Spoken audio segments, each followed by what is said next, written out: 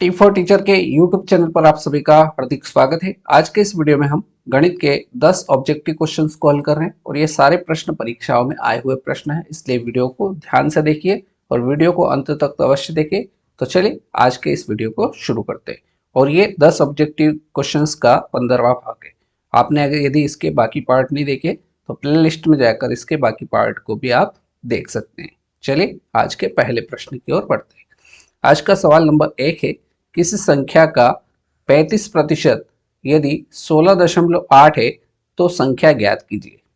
Right, तो किसी संख्या का 35% बोला है तो कोई संख्या हमें नहीं पता है तो उसको अपन मान लेते हैं x है कोई संख्या, उसका 35% तो उसका का मतलब इंटू होता है और 35% और ये बराबर दे रखा है हमें 16.8। यहां तक बात समझ में आ गई होगी। आगे इसको हल करेंगे तो ये x इंटू 35 और प्रतिशत हटाएंगे तो बटे में कितना आ जाएगा, 100 आ जाएगा। बराबर के इधर कितना है, 16.8 है। राइट, अब यहां से अपने को क्या निकालना है, x का मान निकालना है। तो ये 35/100 जो है इसको यहां से हटाना पड़ेगा। तो यहां से हम लिखेंगे x बराबर, इधर 16.8 पहले से है, अब ये 35/100 है, इधर आएगा तो ये 100 नीचे था, इधर आएगा तो ऊपर हो जाएगा और ये 35 ऊपर गुणा में था, इधर आएगा तो भाग में चला जाएगा। राइट, अब यहाँ दशमलव के बाद एक अंक है, दशमलव हटाएंगे तो एक अंक नीचे लग जाएगा।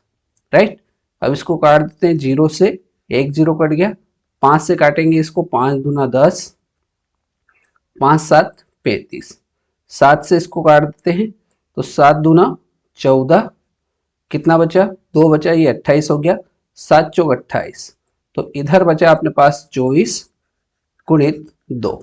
तो 24 का 2 से गुणा करेंगे तो 24 दूना कितना होता है, 48 होगा। अर्थात हम कह सकते हैं कि वह संख्या कितनी है, 48। इसका बिल्कुल सही जवाब हो जाएगा, तो वह संख्या हो जाएगी 48। ऑप्शन सी एकदम सही जवाब इस प्रश्न का हो जाएगा। राइट, आगे बढ़ते हैं क्वेश्चन नंबर 2 की ओर। सीरीज का क्वेश्चन है, पहली संख्या दे रखी है 14, अगली संख्या आई है 16, 16 से 19, 19 से 24, 24 से 31 और 31 के बाद अगली संख्या क्या आएगी वो हमें ज्ञात करना है। अब यहाँ अपने को सीरीज देख के पता चल रहा है कि 14 से 16 आए, मतलब क्या किया, संख्या बढ़ रही है, तो 14 में 2 जोड़ा तो 16 आ गए, 16 में 3 जोड़ा, 19 की जगह 16, 16 में 3 जुड़ा तो कितना आएगा, 19 आएगा। 19 में अगली संख्या क्या जोड़ेगी, 24 आ जाए, तो 19 में हम 5 जोड़ेंगे, 19 और 5 कितना होता है, 24। अब अगली संख्या देखिए, यहाँ पर अपने को पता चल रहा है कि ये सब संख्या है क्या हो रही है, अभाज्य संख्या है, 2 3 5 और अगली संख्या 7 जुड़ी होगी तभी 31 आया होगा। तो 24 में 7 जोड़ेंगे तभी 31 आएगा। तो 31 में ऐसी क्या अभाज्य संख्या जोड़े जो 7 के बाद अगली आएगी। तो आप ऐसे गलती मत करना कि 9 ले लो, 9 लेने की गलती मत करना, क्योंकि 9 आपकी जो संख्या है वो आपकी भाज्य संख्या है, क्योंकि 9 के अंदर 3 का भाग चला जाता है। तो 7 के बाद अगली संख्या जो आपकी अभाज्य संख्या होगी वो 11 होगी। तो 31 में क्या करना पड़ेगा, अपने को 11 जोड़ना पड़ेगा। तो 1 और 1 कितना हो गया, 2, 3 और 1 कितना हो जाएगा, 4। तो अगली संख्या जो अपनी आएगी वो आएगी 42। एकदम सही आंसर रहेगा ऑप्शन डी। राइट,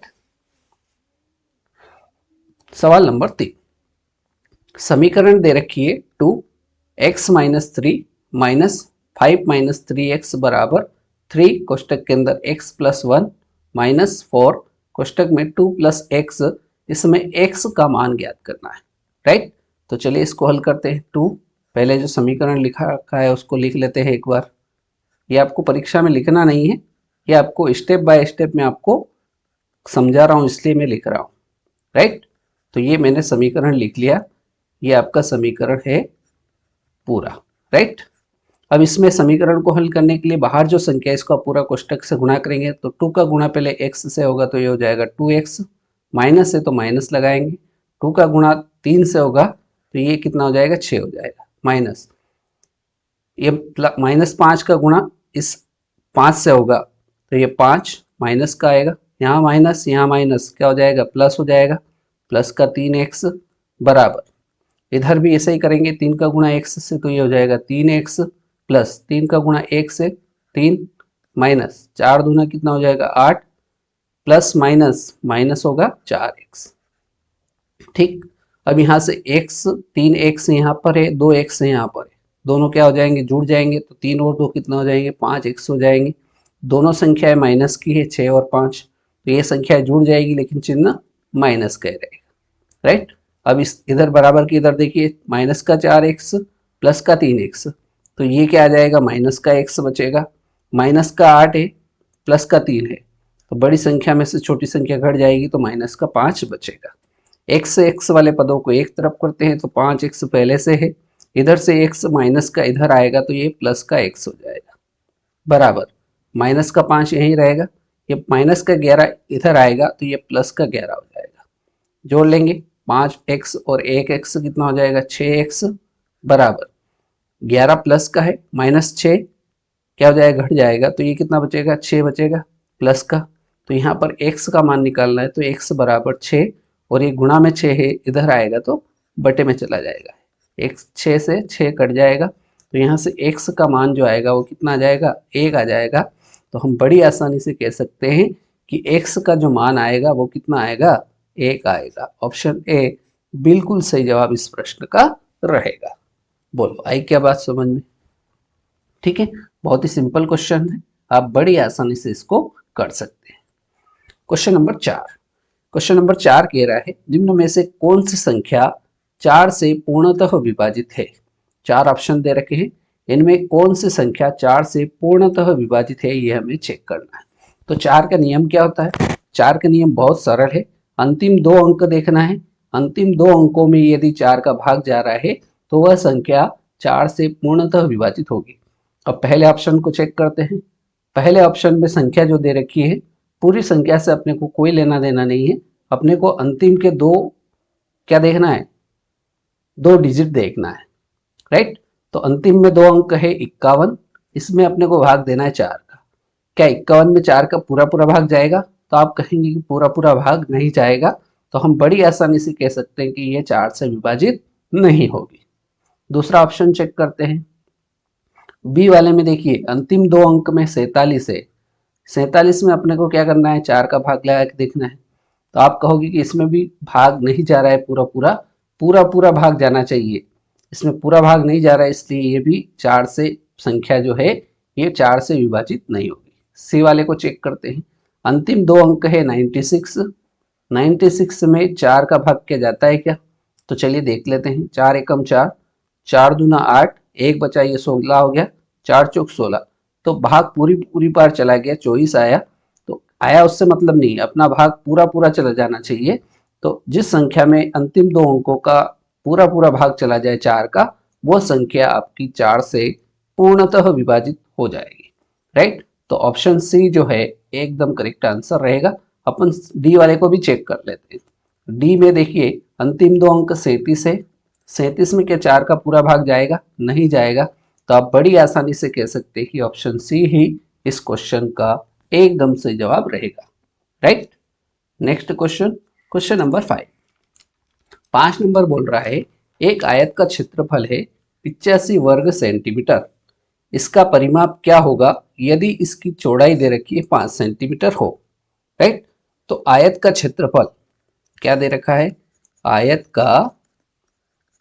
का क्षेत्रफल, और आयत के क्षेत्रफल का सूत्र हमको पता है लंबाई गुणित चौड़ाई होता है, राइट। क्षेत्रफल हमें दे रखा है सवाल में 85 वर्ग सेंटीमीटर, लंबाई अपने को निकालना है तो इसको अपन x मान लेते हैं, चौड़ाई सवाल में दे रखी है 5, ठीक। तो यहाँ से x के साथ में गुणा में जो 5 है, इस 5 को इधर भेज देते तो यहाँ बचेगा केवल x, और इधर आ जाएगा 85 के बटे में 5, 5 से इसको काट देंगे, 5 एकम 5 कितना बचा, 3 बचा, 5 7 35, कितनी बार चला गया 7 पंजे 35, तो यहाँ से 17 पंजे 85 होता है, आप डायरेक्ट भी इसको काट सकते हैं।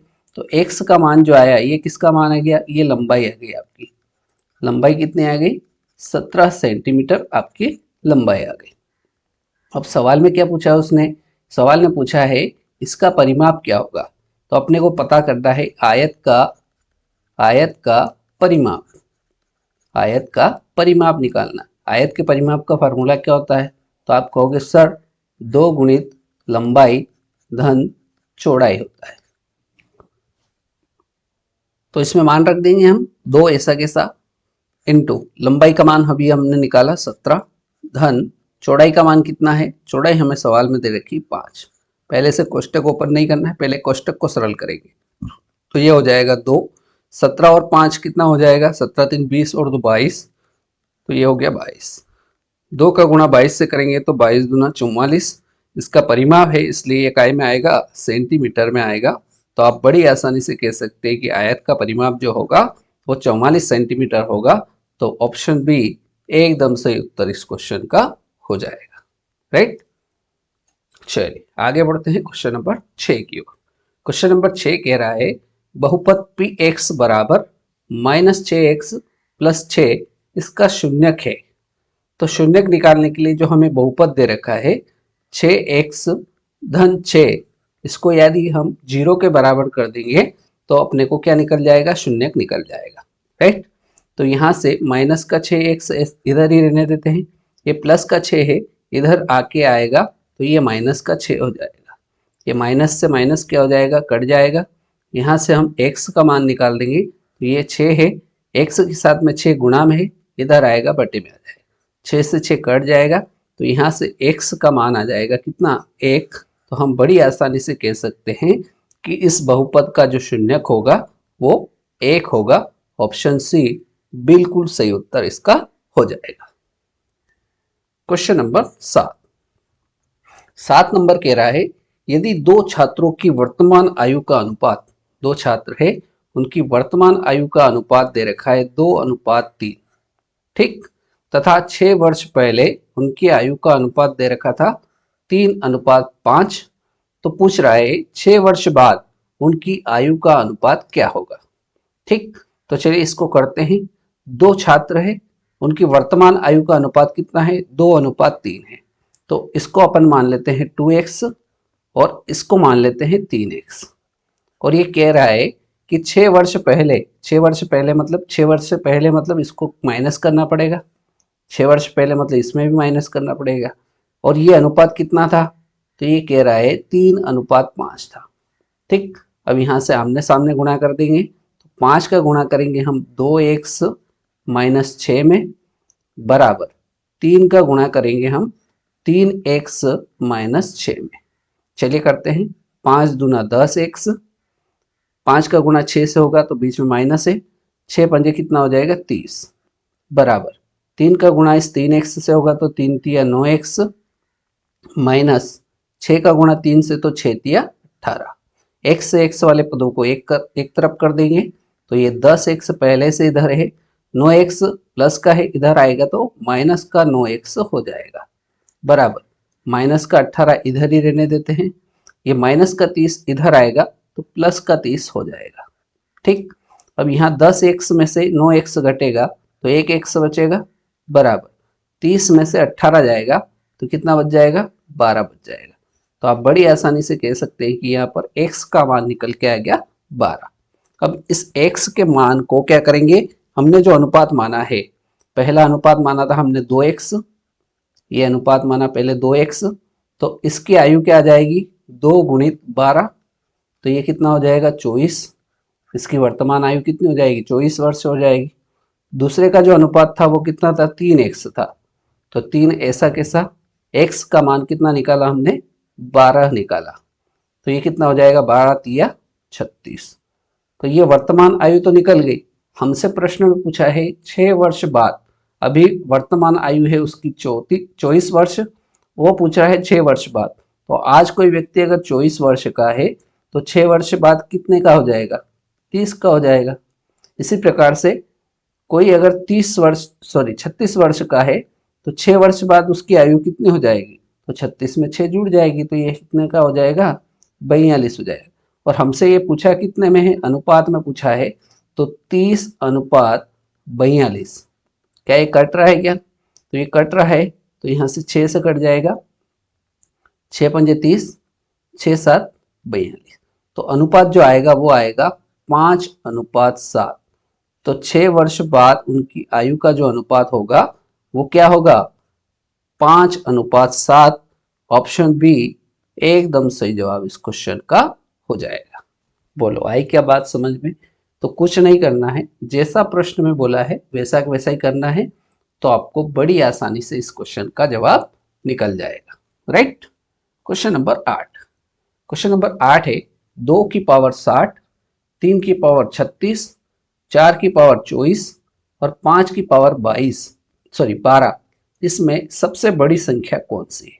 तो इसको कैसे हल करेंगे? 2 की पावर 60, 3 की घात कितनी है 36, 4 की घात कितनी है 24 और 5 की घात दे रखी है 12 और हमसे पूछा है कि सबसे बड़ी संख्या इनमें से कौन सी है। तो इस प्रकार के सवाल को हल करने के लिए जो हमारी घात है, घात का क्या लेंगे हम? HCF निकालेंगे। घात का क्या निकालेंगे? HCF। तो यहाँ 60 घात में क्या है 60, 36, 24 और 12।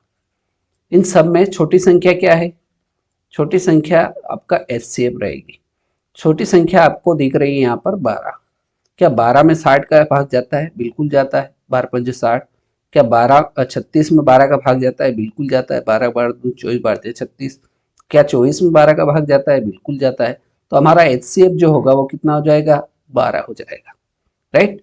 तो अब हमारे पास जो था 2 की घात 60, इसमें HCF का क्या कर देंगे? घात में भाग दे देंगे। तो 60 की बटे में कितना आ जाएगा? 12 आ जाएगा। इसी प्रकार से अगली संख्या है 3, इसकी घात थी 36 और HCF का क्या कर देंगे? इसमें भाग कर देंगे। अगली संख्या 4 की घात 24, इसमें HCF का भाग दे देंगे। अगली संख्या 5, इसकी घात है 12, इसमें HCF का भाग दे देंगे। ये कट जाएगा। 12 एकम 12, 12 पंजे 60, 12 एकम 12, भारतीय 36, 12 एकम 12, 12 दूना 24, 12 एकम 12। तो ये आपके पास आ गया 2 की घात 5, 3 की घात 3, 4 की घात 2 और 5 की घात 1। 2 की घात 5 का मतलब क्या होता है? 2 का 5 बार गुणा, 2 गुणित 2 गुणित 2 गुणित 2। तो 2 दूनी 4, 4 दूना 8, 8 दूनी 16, 16 दूना 32। तो 2 की घात 5 का मतलब कितना आया? 32। अगली संख्या है 3 की घात 3, इसका मतलब क्या है? 3 गुणित 3 गुणित 3। तो 3 तिया 9, 9 तिया 27, इसका मान आया 27। 4 की घात 2, इसका मतलब 4 का 2 बार गुणा, तो 4 चौक कितना हो जाएगा? 16। 5, 5 की घात 1 मतलब 5 एकम 5। तो ये हमसे पूछा है सबसे बड़ी संख्या। तो 32, 27, 16 और 5, इनमें बड़ी संख्या कौन सी दिख रही है? तो आप कहोगे सर बड़ी संख्या तो 32 है। 32 आया किससे है? तो 32 आया है 2 की घात 60 से। तो बड़ी आसानी से हम कह सकते हैं कि 2 की घात 60 जो है इन सभी संख्याओं में सबसे बड़ी संख्या है। अगर प्रश्न ऐसा कह देता है कि सबसे छोटी संख्या कौन सी है, तो सबसे छोटा मान इसमें क्या है? 5 है। तो 5 किससे आया है? तो 5 आया है सबसे छोटी संख्या। सबसे छोटी संख्या 5 आया है 5 की घात 12 से। तो हमारा जो उत्तर होता छोटी संख्या का वो हो जाता 5 की घात 12। राइट। तो ऑप्शन बी जो है इसका क्वेश्चन का बिल्कुल सही जवाब रहेगा, क्योंकि सवाल में हमसे बड़ी संख्या पूछी थी। Next question, question number 9। 110 और 120 के बीच कितनी अभाज्य संख्या है? तो 110 के बाद अगली संख्या 111, इसके बाद 112, उसके बाद 113, फिर उसके बाद 114, 115, 116, 117, 118, 119 और 120। ठीक, 120 के बीच में बोला तो 120 तो नहीं लेना। अब 111, 111 क्या अभाज्य संख्या है? तो नहीं है। क्यों नहीं है? क्योंकि ये भाज्य संख्या है, क्योंकि अंकों का योग 3 है और 3 3 से कट रहा है, मतलब इस संख्या में 3 का भाग जा रहा है, मतलब ये संख्या तो आपकी भाज्य संख्या हो गई। 112, 112 में इकाई अंक सम है, इसलिए इसमें 2 का आसानी से भाग चला जाएगा। 113, 113 में किसी भी संख्या का भाग नहीं जाता है, तो आपकी पहली जो संख्या हो गई वो अभाज्य संख्या हो गई 113। 114 2 का भाग आसानी से चला जाएगा, तो ये भी आपकी भाज्य संख्या होगी। 115 इसमें क्या ये भाज्य संख्या है या अभाज्य संख्या? तो इकाई अंक देखिए, इकाई अंक 5 है और 5 है इसलिए इसमें 5 का भाग चला जाएगा। करके भी देख लीजिए, 5 दूना 10, 5 दिया 15, 23 बार भाग चला जाएगा। 116 में 2 का भाग आसानी से चला जाएगा, सम संख्या है। 117 में अगर आपको 13 का पहाड़ा याद हो तो 13 साथी जो होता है वो 117 होता है, ठीक। मतलब 117 भी क्या है, आपकी भाज्य संख्या है। 118 में इकाई अंक सम है, 2 का भाग चला जाएगा, भाज्य संख्या। 119 में 7 का भाग चला जाएगा, 7 का भाग देखिए, 7 एकम 7, कितना बचा, 4 बचा, और साथी 49, मतलब 17 बार भाग चला जाएगा। तो 110 और 120 के बीच की जो अभाज्य संख्या है वो कितनी है, केवल एक है। 113 ऐसी अभाज्य संख्या है, केवल एक ही अभाज्य संख्या है, इसलिए ऑप्शन डी एकदम सही जवाब इस क्वेश्चन का हो जाएगा, right. Next question, question number 10, आज के इस वीडियो का अंतिम प्रश्न। 123 डेसीग्राम में कितने किलोग्राम होंगे? तो इसको निकालते हैं, M, S, D, X, deca, hecto और किलो। हमें कहाँ से चलना है, डेसी से चलना है, मिली सेंटी डेसी यहाँ पर है हम, और हमको जाना है किलो तक। और हमने पिछले सवालों को हल किया है, इधर जाते हैं तो अपने को क्या करना पड़ता है, भाग करना पड़ता है। एक स्टेप पे 10 की वैल्यू, तो 10, 100, 1000 और 10,000, मतलब यहाँ भाग जो देना पड़ेगा वो कितने का देना पड़ेगा, 10,000 का भाग देना पड़ेगा। हमें दे रखा है डेसीग्राम में 123, मतलब 123 में हम भाग देंगे 10,000 का, राइट। तो यहाँ देखिए नीचे 4 जीरो है, ऊपर 3 अंक है, तो दशमलव जो आएगा वो कितने अंकों के बाद आएगा, 4 जीरो है तो 4 अंकों के बाद दशमलव आएगा। तो 1, 2, 3 अंक तो है हमारे पास, चौथा अंक नहीं है इसलिए जीरो लगा देंगे, दशमलव हो जाएगा। तो ये हमारा जो मान आएगा वो आएगा 0.0123। तो कौन सा ऑप्शन मैच कर रहा है, ऑप्शन सी एकदम सही उत्तर इस क्वेश्चन का हो जाएगा। मतलब आप बड़ी आसानी से कह सकते हैं कि 123 डेसीग्राम बराबर होता है 0.0123 किलोग्राम। ऑप्शन सी बिल्कुल सही उत्तर इस क्वेश्चन का हो जाएगा। तो फ्रेंड्स, आज के इस वीडियो में हमने गणित के 10 ऑब्जेक्टिव क्वेश्चन को हल किया। उम्मीद करता हूँ वीडियो पसंद आया होगा। नए वीडियो में मिलते हैं नए प्रश्नों के साथ, तब तक के लिए जय हिंद, जय भारत।